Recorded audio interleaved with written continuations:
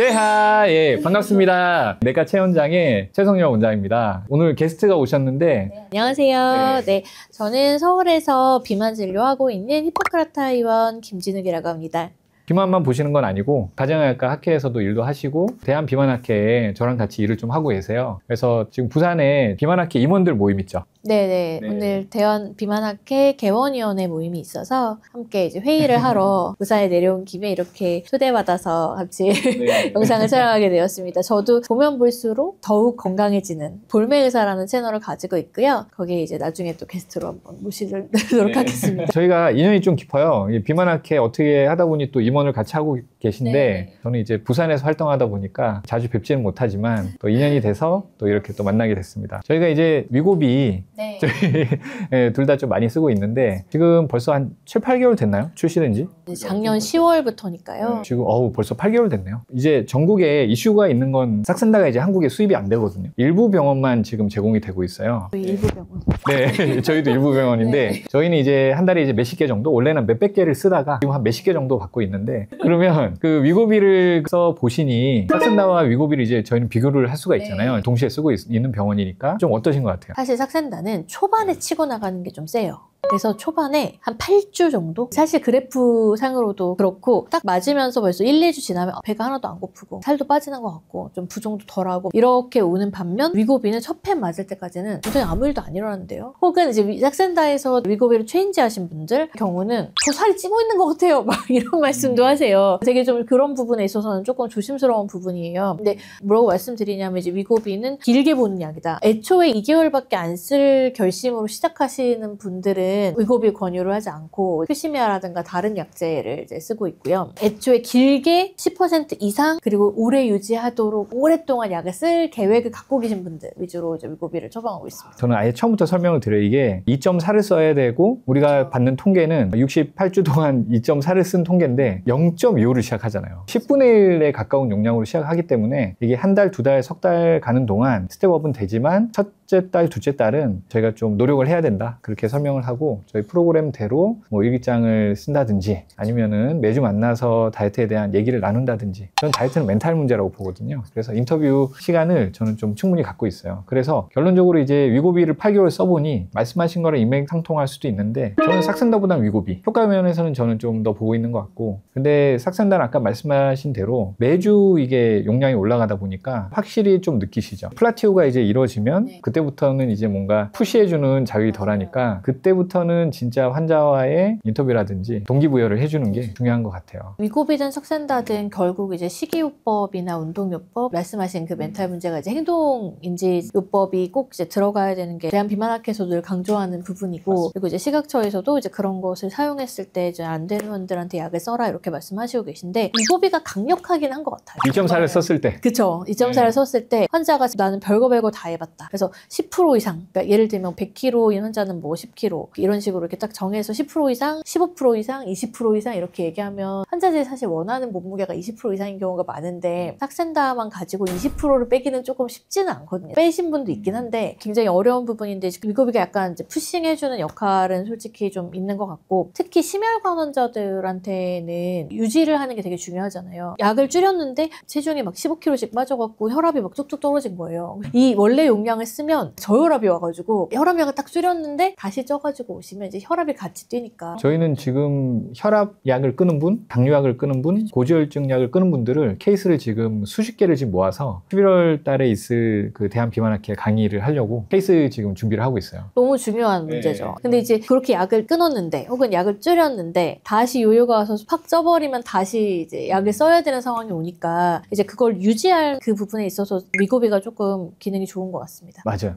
자, 위고비를 포함한 싹센다 마운저는 아직 안 나왔으니까 평생 써야 된다. 중간에 끊을 수 있겠다. 빠밤. 제가 심혈관 질환자라면 평생 써도 괜찮을 것 같아요. 저도 동의합니다. 왜냐면 얼마 전에 그 위고비를 3년 이상 썼던 미국의 노브노디스크 메디칼 디렉터가 한국에 오셨는데 저희가 미팅을 하고 세미나를 했었어요. 그래서 같은 질문을 했거든요. 언제까지 써야 되냐? 이거는 의학적인 문제가 아니다. 이코노믹 프로블럼이다. 경제적인 능력이 되면 계속 쓰면 몸에 좋은데 계속 쓰면 좋겠다라는 게 그 경험자의 답변이었고 그분이 이제 노브노디스크 위고비 회사에 미국의 전체 전체 메디컬 디렉터세요. 그리고 실제로 프랙티스에서 의원에서 처방을 하고 계신 분이고, 그래서 많은 경험이 있는 분이 그렇게 얘기를 하셨는데, 이제 한국 대표로 제가 답변을 했거든요. 저 연자는 아니었는데 답변만 요구를 해서 답변을 했는데, 제가 항상 저희 채널에서 얘기하는 게 생활 습관 교정에 대해서 엄청 강조를 해요. 그래서 저희는 음식일장을 매주 검사를 하거든요. 그래서 이런 생활 습관 패턴이 좀 교정이 된다면 상당히 오랜 기간 약이 끊어지고도 저희는 유지가 잘 되더라고요. 그래서 계속 쓰는 게 좋지만 어느 정도 생활 패턴이 맞춰지고 하면 위고비라서 좀 낫긴 하지. 싹센다 매일 찔렀잖아요. 언제까지 도대체 매일 찔러야 되냐. 그래서 저는 어느 정도 타겟을 하는 몸무게에 도달을 하고 이분이 잘 한다 하면 저희가 매주 보다가 2주에 한 번, 한 달에 한 번으로 인터벌을 좀 늘려요. 그 다음에 뭐 인바디만 한 달에 한 번 체크해도 유지를 오랫동안 하시더라고요. 그래서 계속 쓰는 게 좋지만 여러 가지 여건상의 문제로 중간에 조금 쉬는 시간도 필요하지 않나. 전적으로 동의하고요. 네. 그냥 쭉 쓰는 것도 심혈관 환자들 같은 경우는 다시 약을 쓰게 되거나 이럴까봐 쓰는 게 좋다라고 말씀드린 거고, 실제로 저희 환자들도 어느 정도 이상에 도달하고 나면 사실은 몸이 적응하잖아요. 위고비에도 몸이 적응하고 삭센다에도 몸이 적응하고, 그래서 이제 식욕 저하의 효과는 더 이상은 없는데 유지를 가져가는 거예요. 그리고 동시에 몸이 우리의 새로 바뀐 생활 습관에도 적응을 하거든요. 말씀하신 대로 이제 좀 적게 먹고, 그 다음에 선택을 할 때 염분이 적고 당분이 적고 이런 것들을 선택을 하고, 그래서 식시기를 잘 유지할 수 있으면 에너지를 소모하는 것과 실제로 열량이 들어오는 것의 서로 균형만 맞으면 더 찌진 않거든요. 그 균형을 잘 맞출 수 있는 생활 습관을 잘 유지하는 것, 그리고 이제 그것을 의사와 함께 이제 그렇게 해서 쭉 건강을 위해서 끌어가시는 게 중요할 것 같습니다. 그리고 이제 저희가 약물이 중요하지 않다고 했지만 그래도 또 이슈죠. 마흔자로 곧 출시를 할 것 같은데, 출시 시기와 가격에 대해서 논란이 많고 저희가 양치기 소년이 돼가고 있는데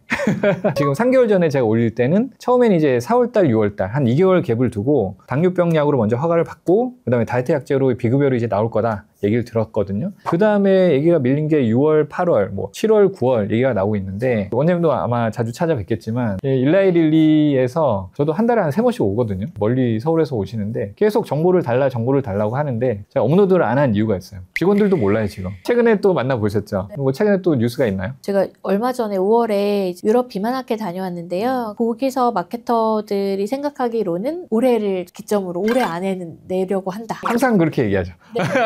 이렇게 한국 의사들은 한국 시장에서 마흔자루를 얼마 정도의 가격으로 생각하고 있는지도 물어보셨어요. 이제 중요한 질문이죠. 그래서 제가 위고비보다는 싸야 되지 않냐라고 승부수를 한번 띄워봤는데 실현될지는 모르겠습니다. 근데 문제가 펜 타입으로 이제 들어오느냐 아니면 앰플 형태로 들어오느냐 바이알로 들어오냐. 근데 바이알로 들어오는 걸로 거의 기정사실화 돼 있죠. 왜냐면 이게 모질하니까, 펜 타입이 모질하니까 그런 것도 있고. 근데 이제 뉴질랜드 같은 경우도 이제 처음 도입될 때 바이알로 들어왔다가 이제 연말쯤에 펜 타입으로 바뀌었거든요. 근데 당연히 펜 타입이 더 비싸죠. 우리가 어린이들 성장 주사나 여러 가지를 보면 그냥 내가 주사 바늘을 넣어서 내가 주사하는 게 훨씬 싸요. 그래서 주사값이 비싼 미국 같은 경우도 인슐린을 그냥 자기가 큰 병을 사서 이렇게 주사하는 사람이 있을 정도로 원가 단가 차이는 납니다. 처음에 만약에 바이알로 들어온다면 조금 저렴하게 해서 들어오지 않을까. 근데 나중에 펜이 들어오면 좀 많이 올라갈 수도 있어요. 바이알이 이게 장점이냐 단점이냐, 병원 입장에서는 저는 개원가에서 주로 쓸 거기 때문에 저희 입장에서는 장점일 수도 있어요. 왜냐면 환자 컨트롤하기가 좋을 것 같아요. 환자분들이 얼마나 잘 생활습관 지키셨는지, 또 얼마나 그동안 변화가 있었는지도 체크해드리면서 일주일에 한 번씩 저희가 놔드리는 것도 좋은 방법일 것 같아요. 언제 나오냐 이게 문제인데, 지금도 오셔서 일부 환자들은 또 마흔자로 찾기도 하세요. 불법적으로 약을 구하거나 해외에서 구해서 오신 분들이 있어요. 외국에서 산데 얼마다 뭐 이런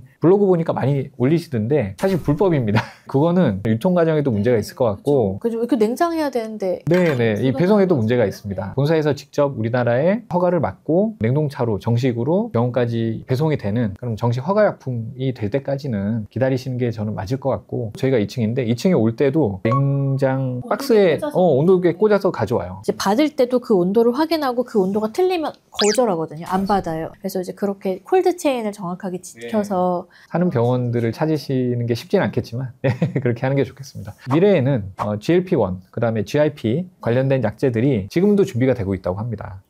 많이 연구되고 있는 걸로 알고 있어요. 미래에는 지금은 한 24%까지 23.8% 뭐 이렇게 살을 뺀다고 하는데 마운자로까지 미래에는 진짜 내가 빼고 싶은 만큼 뺄 수 있는 약제가 나오지 않을까? 우리가 제일 이제 위고비 중에 거부감이 있는 이유가 주사를 맞는 거거든요. 그래서 이거를 알약 형태로 국내 모 제약사도 지금 개발을 하고 있습니다. 사실 음식이 풍부한 게 100년도 안 됐잖아요. 비만을 질병으로 인식한다든가 비만을 해결해야겠다라는 그런 인지 자체도 많이 이제 떨어졌었는데 그게 한 30년 안에 비만량도 굉장히 많이 나오고 그런 다양한 툴들과 또 그런 환자들의 요구도 많이 늘어난 것 같아요. 이게 어떻게 보면은 그런 이슈도 있어요. 이게 빈부격차에 따라서 살찌고 네, 빠지는 맞아요. 거가 날씬한 사람은 잘 사는 사람, 뚱뚱한 사람 못 사는 사람으로 빈부격차가 생기지 않을까. 제가 이제 수련받았던 미국 알라바마주 같은 경우는 미국에서 뇌졸중, 뇌출혈, 심근경색이 제일 많은 곳입니다. 뉴욕에 비해서 150%. 그러니까 100명이 여기는 심장병 환자가 있으면 알라바마 쪽은 150명이 생기는 이제 왜냐? 비만이 엄청 많은 동네라서 그래요. 근데 이제 어디가 잘 사느냐? 당연히 뉴욕이 훨씬 더 잘 살겠죠. 미래는 이게 특히 보험이 안 되는 우리나라나 미국이나 이런 나라들은 살이 찌고 안 찌고가 표면적으로 딱 봤을 때 부자와 가난한 사람을 판가름하는 나쁜 잣대가 되지 않을까라는 걱정도 있습니다. 그래서 드리고 싶은 얘기는 일본만 해도 이제 정확하게 BMI 30, 27 이상 질병을 갖고 계신 분으로 나누기는 하지만 보험 처리가 되더라고. 위고비도 되고 유럽은 이제 다 되고 그래서 우리나라에서도 물론 이제 경제 사정이 썩 좋지 못하지만 이제 이것도 하나의 질병으로 인지를 해야 되는 시기가 왔고 질병으로 보고 나라에서도 보험 안으로 좀 끌어안을 수 있는 그런 분위기가 좀 조성되지 않았나 그런 마음에서 얘기를 드렸어요. 하여튼 또 일선에서 지역이 어디죠? 저희는 서울 서초구에서 하고 있습니다. 그 서울 서초구, 강남 서초구에서 또 부산의 강남, 해운대에서 비만 클리닉을 하고 있는 두 이제 비만학회 임원들이 오늘 모여서 비만에 대한 전반적인 대화를 한번 나눠봤습니다. 좋은 정보가 됐길 바라고 멀리까지 오셨는데 이렇게 또 인터뷰 응해주셔가지고 너무 감사합니다. 네, 반가웠습니다. 우리 또 인사 저희 채널 쉐바 네, 오늘 또 학회 잘 하고 저희는 또 다음에 또 뵙겠습니다.